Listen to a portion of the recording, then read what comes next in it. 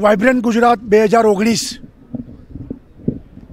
Shaping new India 9મી edition એની હવે કલાકો ગણાઈ રહ્યા છે. તૈયારીઓનું આખરી ઓપ અપાઈ રહ્યો છે.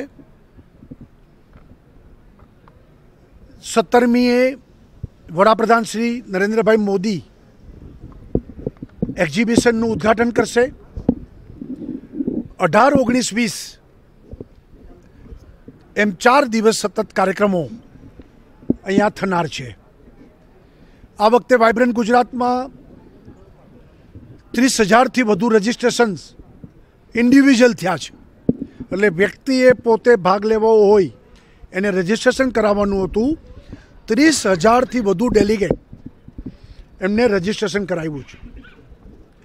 લગભગ 26,000થી વધુ કંપનીઓએ પણ રજિસ્ટ્રેશન કરાવ્યું. નાની મોટી 26,000 કંપનીઓ. એટલે ખૂબ સારો પ્રતિસાદ છે. લગભગ 115થી વધુ દેશોથી ડેલિગેશન પણ આવી રહ્યા છે. 15 પાર્ટનર કન્ટ્રી છે આપણા આ વખતે.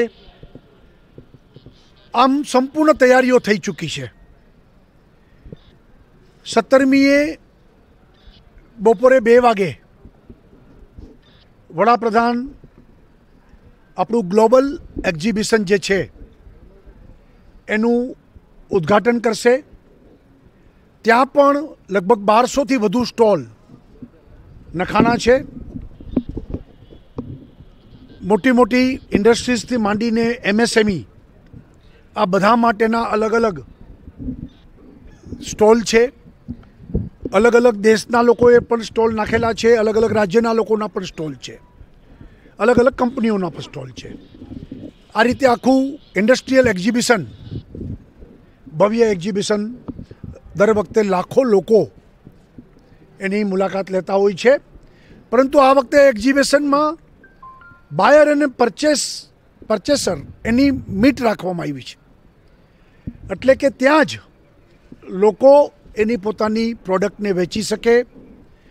કોઈને ખરીદવાનું હોય તો ત્યાં ખરીદી પણ શકે. એટલે ઇન્ડિવિજ્યુઅલ નહીં, પણ દાખલા તરીકે એક કોઈ પણ યુનિટ ફેક્ટરી જેને નાખવાની છે એની પ્રોડક્ટના મશીનો કોઈ કંપની ત્યાં બનાવતી હોય તો ત્યાં જ એને ઓર્ડર પણ મળે. મશીનોની ખરીદી પણ કરી શકશે, મશીનો વેચી પણ શકશે. આ રીતે બાયર સેલર મીટ ત્યાં આગળ આ વખતે રાખવામાં આવી છે. એની વ્યવસ્થા પણ કરવામાં આવી છે. ત્યાર પછી વડાપ્રધાન VS હોસ્પિટલનું ઉદ્ઘાટન કરવા 4 વાગે જશે. 6 વાગે શોપિંગ ફેસ્ટિવલ એનું પણ ઉદ્ઘાટન કરશે. આ રીતે 17 તારીખના વડાપ્રધાનશ્રીના કાર્યક્રમ રહેશે. 18મી તારીખે સવારે 10 વાગે અહીંયા ઇનોગ્રેશન થશે. એટલે આ જ હોલમાં અહીંયા ઉદ્ઘાટન સત્ર થવાનું છે. ઇનોગ્રેશનના કાર્યક્રમ વડાપ્રધાનના હસ્તક અહીંયા થશે. જેમ આપ જોઈ રહ્યા છો કે મંચ ઉપર લગભગ 125થી વધુ મહાનુભાવો ઉપર હશે. નીચે હજારોની સંખ્યામાં લોકો જોડાશે. અને દેશના નામાંકિત ઉદ્યોગપતિઓ પણ હાજર રહેશે. અને વિદેશના અલગ અલગ રાષ્ટ્રોના બધા મુખ્યાઓ એટલે કે president, prime minister, deputy prime minister, અલગ અલગ મિનિસ્ટર્સ એ પણ અહીંયા એવા હશે. એ બધા લોકો પણ મંચ ઉપર હશે ને આપણે ઉદ્ઘાટન સવારે 10 વાગે કરીશું. આ મેઇન હોલ જે છે એમાં 4 કાર્યક્રમ થવાના છે. એક ઉદ્ઘાટન કાર્યક્રમ હશે. બીજો પૂર્ણાહુતિનો કાર્યક્રમ અહીંયા રહેશે, જેમાં આપણા દેશના ઉપરાષ્ટ્રપતિ વેંકૈયા નાયડુજી પધારવાના છે. ત્રીજું અહીંયા MSME લઘુ ઉદ્યોગનો જે સેમિનાર છે એ પણ અહીંયા જ થશે.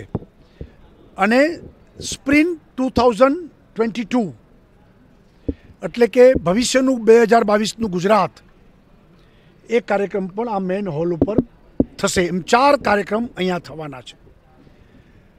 નાના મોટા અનેક હોલ અંદર મહાત્મા ગાંધી પરિસરમાં છે આપણે ત્યાં, જેમાં એક મોટા હોલમાં આફ્રિકા ડેનો કાર્યક્રમ થશે. અલગ અલગ કન્ટ્રી સેમિનારો અલગ અલગ હોલમાં થશે.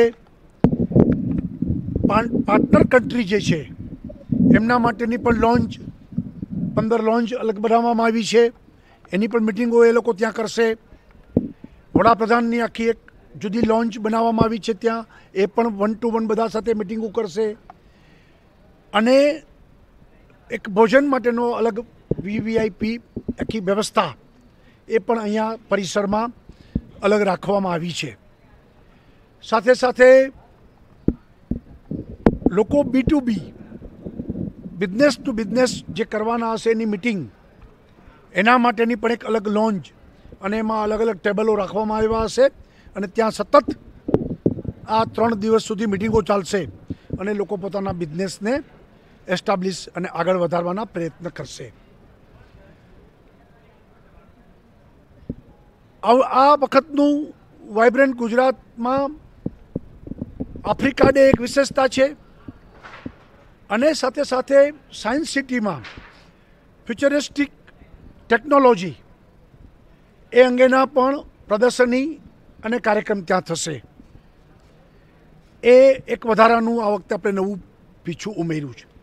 સાથે સાથે દુનિયાના મોટા ફંડ્સ જે લોકો અબજો ડોલરના ફંડ દુનિયાના વિકાસમાં વાપરે છે, એના CEOની પણ એક મિટિંગ વડાપ્રધાન લેશે, જેમાં લગભગ 45થી વધુ અલગ અલગ મોટી મોટી કંપનીઓના CEO અહીંયા આવવાના છે અને એમની સાથે પણ અહીંયા મિટિંગ થશે.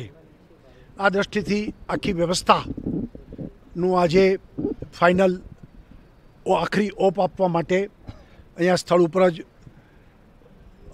અમે બધા મંત્રીઓ, મુખ્ય અધિકારીઓ, ઉદ્યોગ ડિપાર્ટમેન્ટના લોકો, બધા લોકો આજે સાથે મળીને આજે વ્યવસ્થાને આજે આખરી ઓપ આપણે આપી રહ્યા છીએ.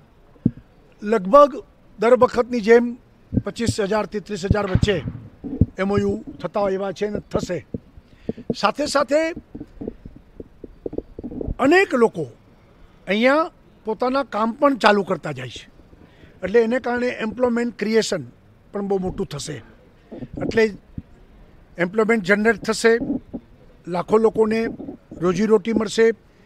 અને આ ઉદ્યોગોને કારણે એની આસપાસના એન્સિલરી સપ્લાયર્સ અને બીજી બધી વ્યવસ્થાઓમાં પણ હોટલથી માંડીને અનેક દુકાનો બધું વ્યવસ્થા માટે બનશે. લાખો લોકોને એનીથી લાભ થશે.